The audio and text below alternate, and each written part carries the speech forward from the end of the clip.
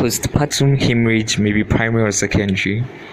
Primary postpartum hemorrhage refers to bleeding of more than 500 milliliters from the genital tract within the first 24 hours of delivery, or any amount of blood loss that results in hemodynamic compromise of the patient. It usually occurs during or immediately after the third stage of labor. Secondary postpartum hemorrhage is defined as excessive vaginal bleeding occurring from 24 hours to 6 weeks after delivery, and the delivery may occur with the placenta retained or after its expulsion from the uterus. So, but postpartum hemorrhage becomes life-threatening if the mother is already anemic, and the blood loss of more than 500 milliliters may lead to shock. So, the causes are uterine atony in usually in 70 to 90% of cases, retention of all or part of placental tissue within the uterine cavity, an infection within the uterine cavity, as endomyometritis, and genital tract trauma, clotting disorders. The main symptoms are excessive or prolonged vaginal bleeding after delivery and low abdominal pains. The signs that are usually elicited are active bleeding from the genital tract, conjunctival pallor, and also rapid pulse. Blood pressure may be low or normal.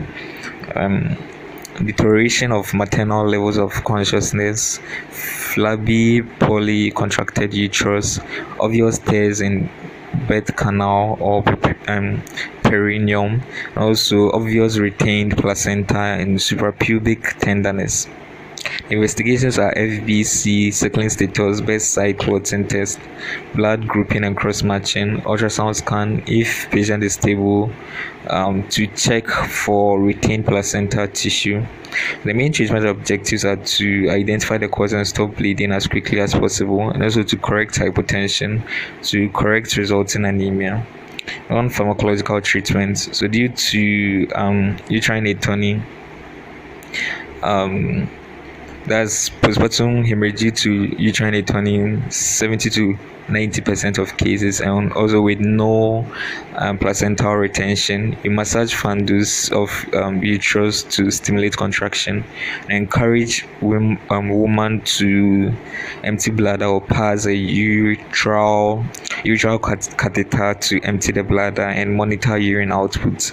Also by manual compression of the uterus and balloon tamponade if uterus fails to contract with massage. For postpartum hemorrhage due to retained placenta, you attempt removal of the placenta by controlled contraction as soon as a contraction is felt. As if not successful, await the next contraction and repeat the procedure.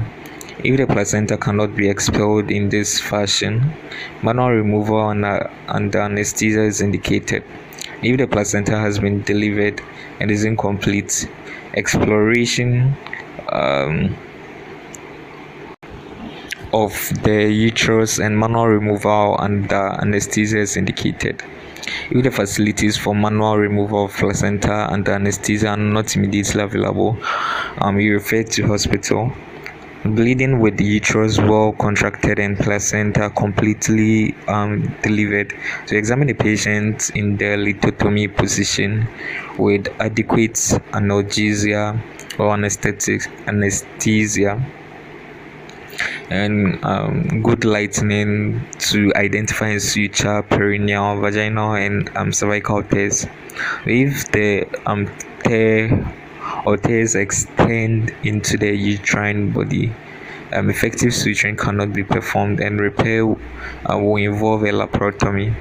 For ruptured uterus, repair or hysterectomy is required.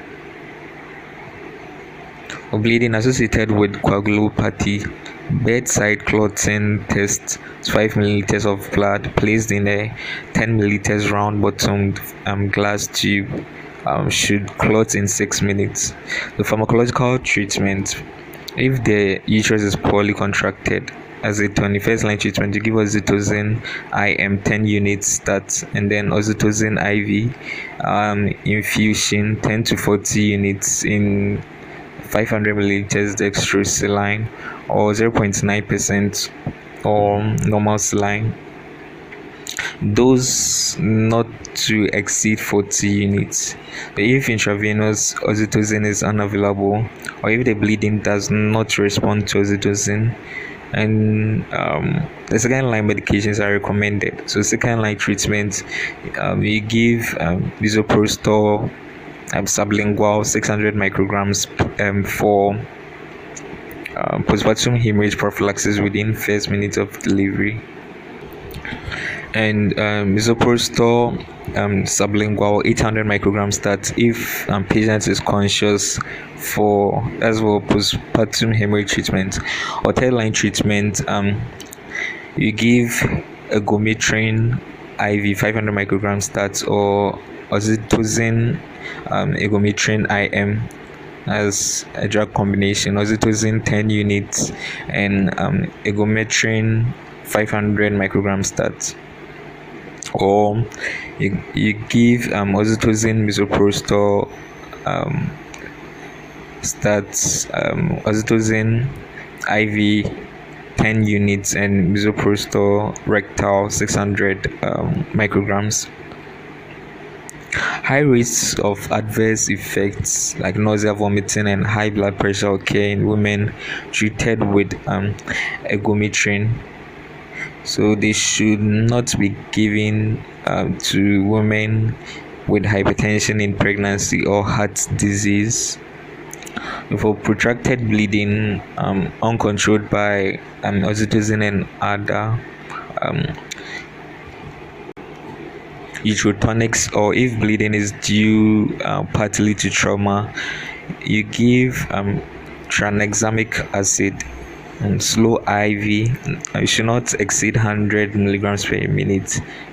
We give 1 gram start and then 1 gram 8 hourly with a maximum of 3 grams in 24 hours.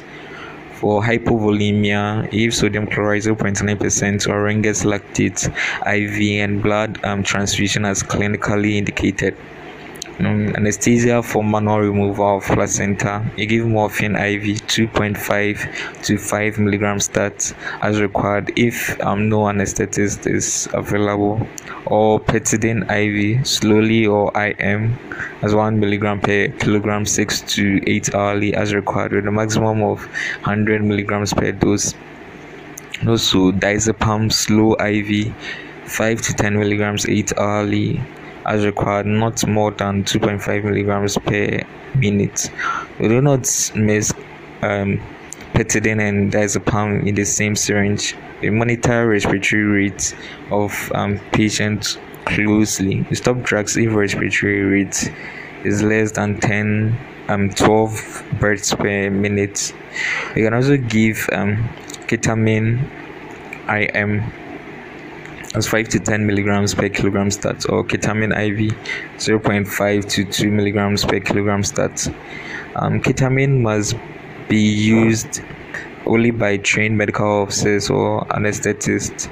We provide antibiotics prophylaxis after manual removal of placenta or exploration of uterus or repair of birth canal tears. So secondary postpartum hemorrhage, oxytocin IV infusion 20 units in 1 liter of normal saline, or agometrine oral 500 micrograms 8 hourly for 3 days. Also antibiotic prophylaxis, we give amoxicillin oral 500 milligrams 8 hourly for 7 days, and metronidazole oral 400 milligrams 8 hourly for 7 days. The referral criteria: so refer patients who do not respond to the treatments mentioned to a specialist, and also refer promptly to a hospital with theater and blood transfusion facilities for examination under anesthesia or laparotomy if these are not immediately available. Let's look at a quick flow chart. So postpartum hemorrhage, blood loss 500 milliliters or more, you call for help. Massage uterus, as atony is most likely cause. Is that IV fluid resuscitation? That's normal saline or Renget's lactate or dextrose saline, 1 liter in 15 minutes. You take blood for grouping and cross matching. That's 2 units. You administer oxytocin units as IM start, followed by infusion of 10 units in normal saline or dextrose saline or Renget's lactate. As empty bladder and monitor urine output. If profuse bleeding continues, identify causes. If yes, is the placenta out and complete? If no, you perform manual removal of placenta under pethidine and diazepam anesthesia if trained. And also continue with resuscitation and oxytocin infusion. You monitor BP, pulse, urine output closely, and organize donors. Also refer to a hospital. If profuse bleeding continues, identify causes. If yes, is the uterus well contracted? If no, you perform bimanual uterine compressions. If unsuccessful, you insert balloon tamponade or tamponade, and then you give other oxytocics, for example, egometrine, misoprostol, and you give IV tranexamic acid. Then you continue with resuscitation and oxytocin infusion, and you monitor BP, pulse, urine output closely, and you organize donors and you refer to a hospital. If bleeding continues, you identify causes. If there is no and is coagulopathy observed, if yes, you give IV tranexamic acid, then you continue with resuscitation. And if the bleeding if there is profuse bleeding and if that continues, you identify causes. And if the answer is no for this, are there obvious tears in the vaginal cervix? If yes, use suture tears under local or general anesthesia. And from there, you continue with the resuscitation and oxytocin infusion. Then you monitor BP, pulse, urine output closely, organize donors, and refer to hospital. So at the referral hospital, you perform examination under anesthesia to identify and treat causes, perform surgery, lynch, uterine repair, hysterectomy as needed, correct shock, check BP and correct anemia, and blood transfusion if needed. When bleeding is controlled, you give prophylactic antibiotics, you monitor closely for 24 to 48 hours, and you review after discharge for anemia, sepsis, and other long-term as a sequelae of severe postpartum hemorrhage.